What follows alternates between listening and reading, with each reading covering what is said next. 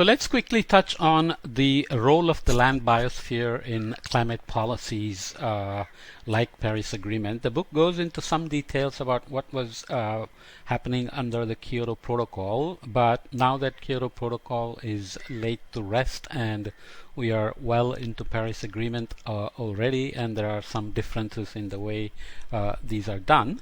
The science, biophysical, biogeochemical feedbacks and the various issues remain the same. So I'm going to just use this figure from the book and focus on Paris Agreement, and then come back to it at the end of the chapter as the ways forward on land biosphere in climate mitigation.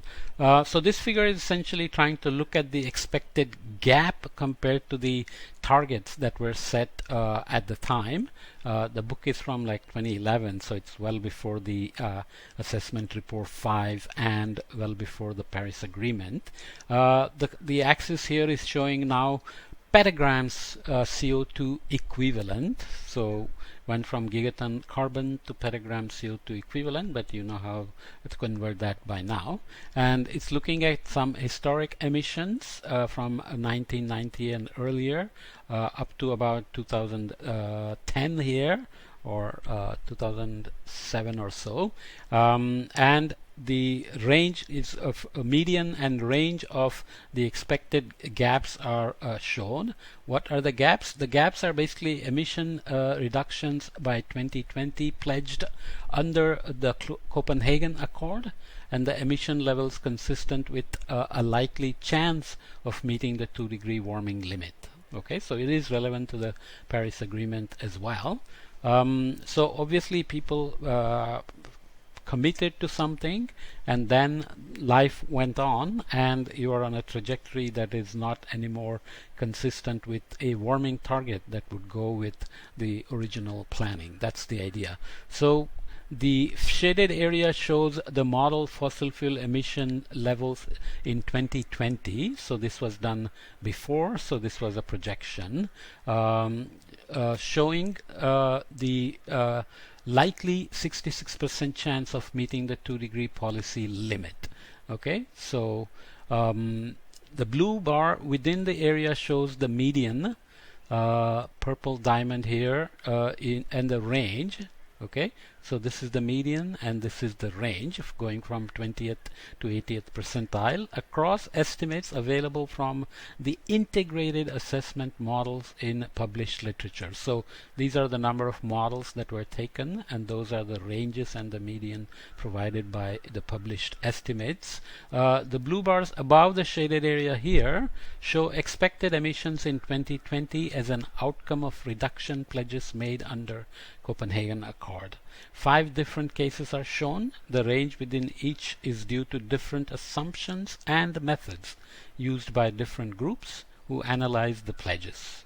Okay, so nonetheless, you can see that the ranges here, the cases, this is business as usual, obviously high.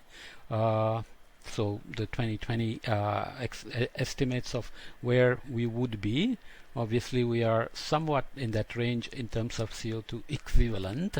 Case 1, unconditional pledges but lenient rules on how the accounting of mitigation or additional carbon sinks is done. Unconditional pledges with strict rules. So conditional and unconditional here refer to whether the reduction in CO2 emissions were done in terms of GDP intensities or absolute reductions with respect to, let's say, 1990 levels or 2005 levels. So 1990 levels would be stricter because the emissions were lower. 2005 levels will be easier in somewhat because the emissions were higher. So then conditional pledges, lenient rule, conditional pledges, strict rules, and emissions consistent with a 2-degree warming. This is somewhat the same thing as I said before when we look at the emission trajectory we are on. Despite all these negotiations, we are essentially on the business as usual trajectory of emissions when it comes to 415 or 420 ppm in the atmosphere by now. Okay, so that's this range. That's called the emissions gap. So how does it relate to policies? You can start by looking at the projected use of coal starting from 2000, sorry, the use that has been done for coal and going into 2021 from the International Energy Agency.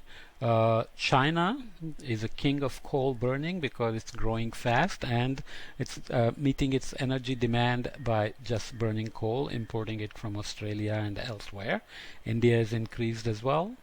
United States has reduced, and so has the European Union. Rest of the world remains somewhat constant along that because it includes countries that are not developing so fast and not as energy hungry as India, China, Brazil, and so on and so forth. Okay, so coal is still very much a part of the game. This is in million tons. Why is it important? Because as we saw, coal is really a bad emitter and bad for pollution, particulate matter, sulfates, methane, and so on. So looking another way, the remaining carbon budget for a 66% chance of less than 1.5 degrees C warming. We looked at it in terms of SSPs, but I'm looking at it here again by including the figure from various model estimates here because this includes Earth system models, integrated assessment models, and combined observations and Earth system models. So you can see the range of emissions here. Some models are way out here and some are here in the negative range, which means some are saying we have much more room to emit carbon to remain below 1.5 with a 66% chance.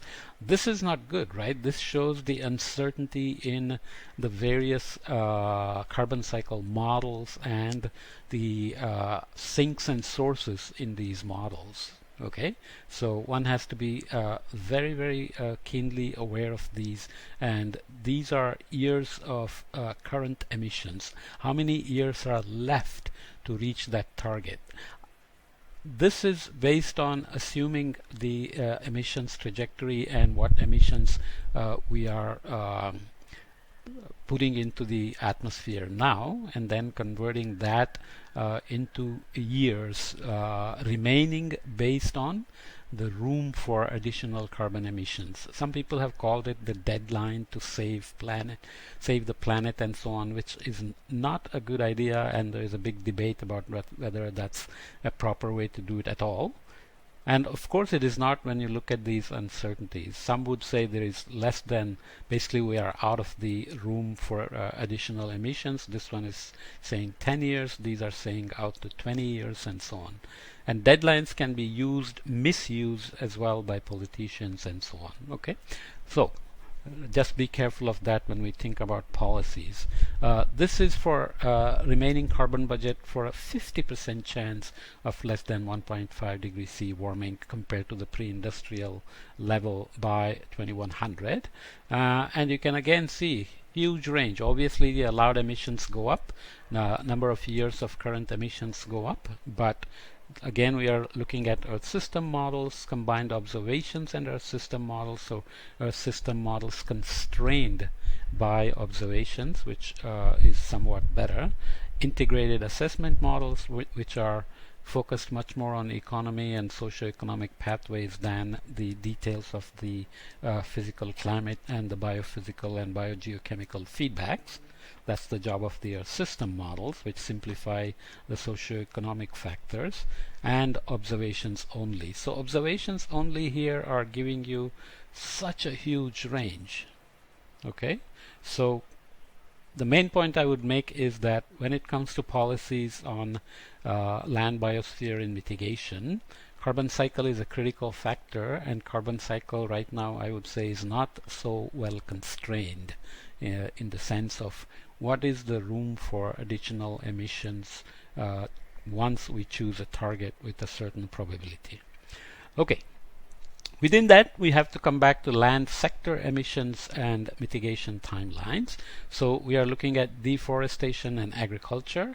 Basically the current level here is at 0, so we have to reduce deforestation by 88 to 93% by 2050 to remain within 1.5 degrees centigrade, agricultural emissions have to be down by 20 to 25% by 2050.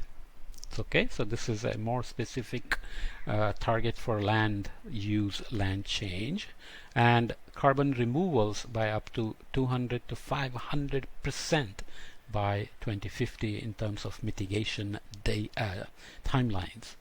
So you need to know what is the trajectory of mitigation, what is the trajectory we are on in terms of emissions already, and what the trajectories need to be for meeting the chosen global warming target, and whether it can actually be done at all without doing carbon capture and sequestration, and what is the role of land like bioenergy and carbon capture sequestration in that. Okay, these are the details one has to worry about. Emissions from all sectors need to decrease by at least 80 to 90%, and carbon removals need to increase to 5 to 15 gigaton CO2.